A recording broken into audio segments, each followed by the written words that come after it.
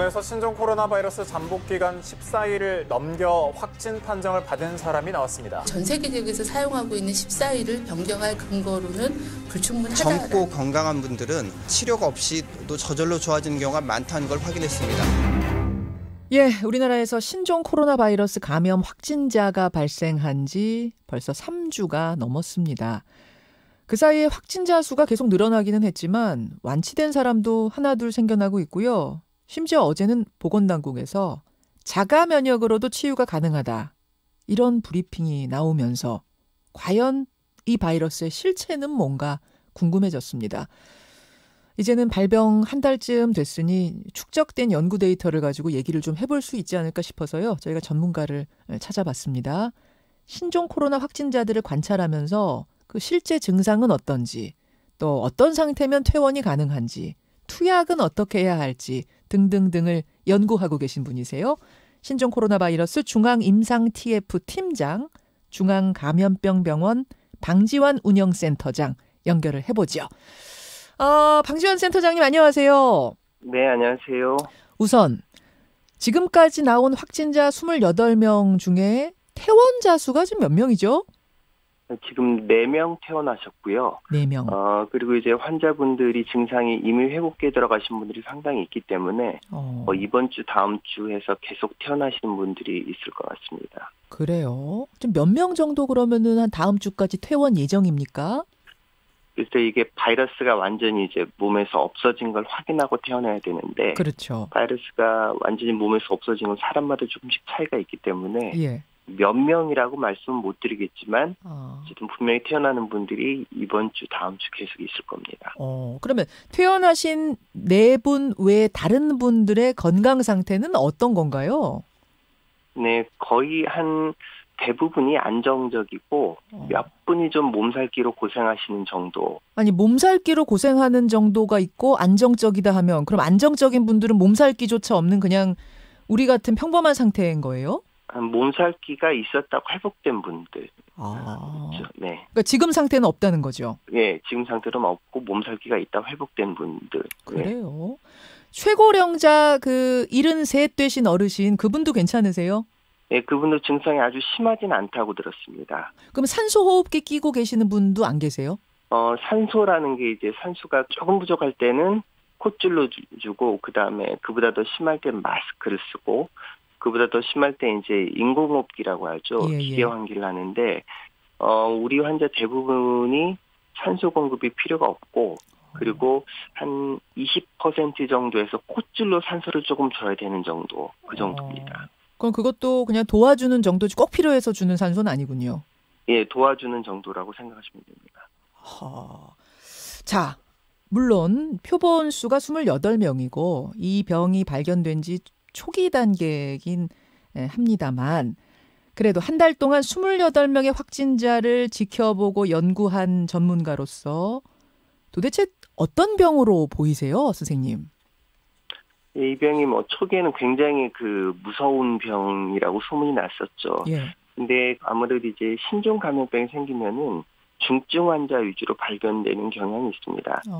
그리고 또 이 병이 이제 중국에서 보고가 됐는데 중국에서 지금 너무 많은 환자가 생겼기 때문에 제대로 치료를 못 받는 경우도 많고 이미 중증으로 진행한 다음에야 이제 병원 치료를 받고 그런 문제 때문에 이렇게 이제 사망자가 많이 나오는 게 아닌가 그런 생각을 하고 있습니다. 그러면 중국의 사례들을 보면서 우리가 상당히 공포감을 갖고 있지만 이게 보니까 이제 그 정도는 아니라는 느낌이 드시는 거예요?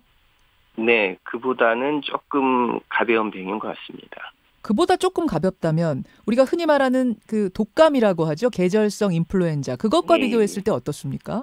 결론적으로 말씀드리면 인플루엔자에 비해서 중증도는 높지만 전파력은 떨어지는 정도입니다. 독감보다는 좀 위험하지만 전파력은 그보다 낮다. 네네네, 그렇습니다. 그럼 사스, 메르스 이런 것과는 비교가 안 되는 건가요?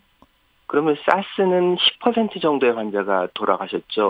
그다음에 메르스도 20%에서 35% 정도의 환자가 돌아가셨는데 이번 신종 코로나 바이러스는 처음에 4%, 지금 2% 정도로 알려져 있는데 2%보다는 훨씬 적을 거다. 그 정도를 생각하고 있습니다. 그러니까 중국에 지금 관리 안 된 환자들, 중증 환자들, 치료조차 못 받은 환자들 때문에 치사율이 상당히 높게 2% 정도 나오지만 실제로 치료 잘하고 뭐 우리처럼 관리 잘 되는 곳에선 그보다 훨씬 나을 거다.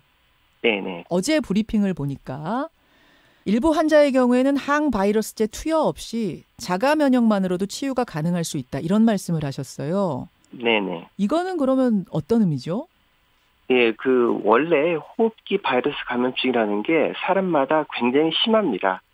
차이가 심합니다. 누구는 무증상으로 가볍게 앓고 넘어가고, 누구는 아주 심해서 이제 병원 신세를 지고, 뭐 어떤 분은 더 심해서 돌아가시기도 하고 그런 차이가 있는데, 이번 신종 코로나 바이러스 감염증도 굉장히 가볍게 앓고 지나가는 분도 있고, 실제로 이제 지금은 이제 아직까지는 그런 연구는 안 됐지만 나중에 이제 검사 키트가 제대로 개발되고 그래서 혈청 검사, 항체 검사를 해보면 무증상으로 앓고 넘어가는 분들도 확인이 될 겁니다. 그러면 어제 미스테리한 확진자 하나 발생했잖아요. 28번. 네네. 이분은 중국에서 들어와서 성형외과, 호텔, 식당 이런 데 다녔던 3번 확진자분의 동행자인데 그때부터 격리 관찰이 됐는데 아무 증상이 없어서 그냥 있었어요. 여태.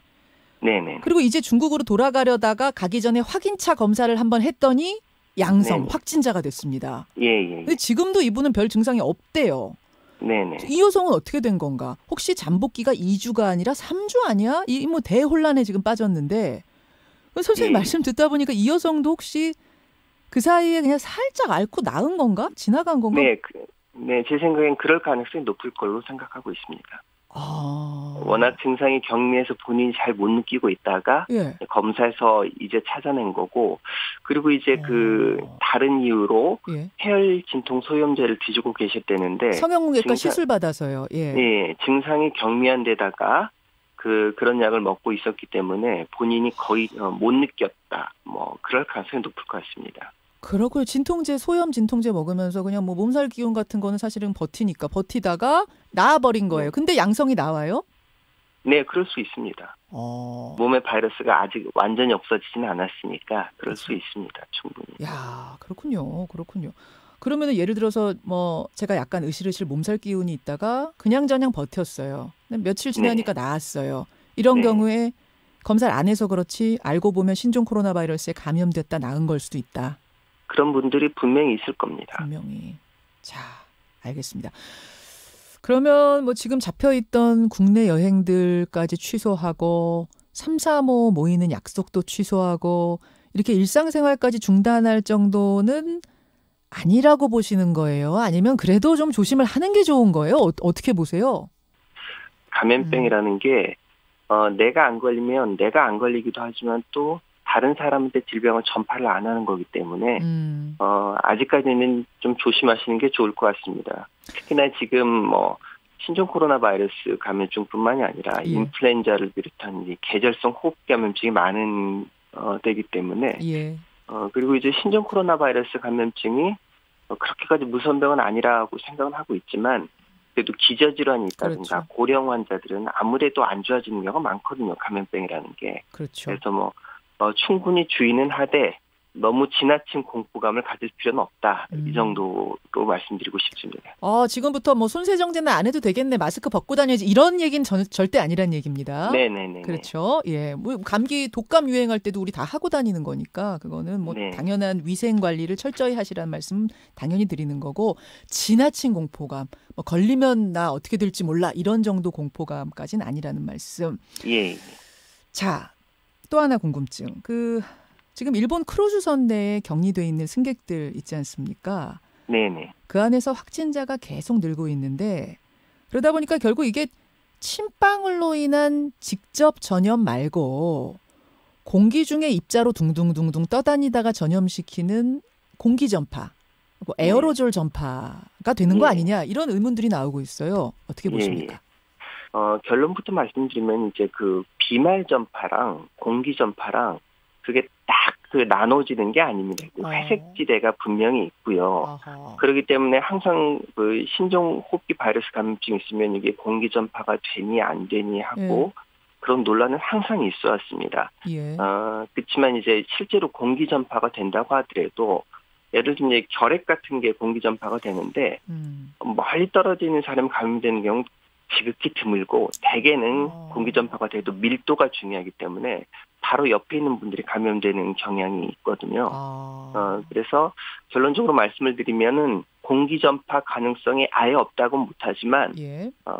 흔하진 않을 거고 그리고 공기 전파가 된다고 하더라도 밀접 접촉한 분들한테 아무래도 감염될 확률이 높습니다. 현재까지 이제 공기 전파가 확실히 되는 걸로 알려진 감염병은 예. 홍역, 결핵, 수두, 두창 이 정도밖에 안 됩니다. 홍역, 결핵, 수두, 두창 정도는 예. 공기 전파가 확실하다.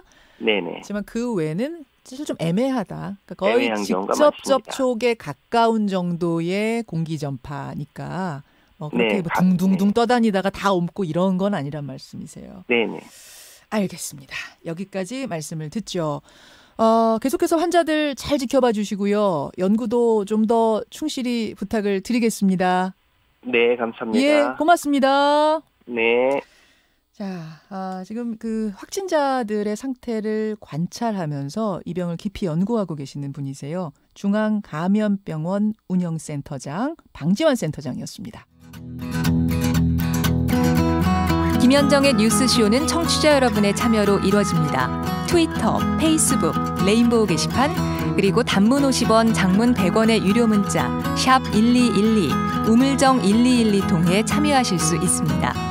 김현정의 뉴스쇼, 여러분과 함께 만듭니다.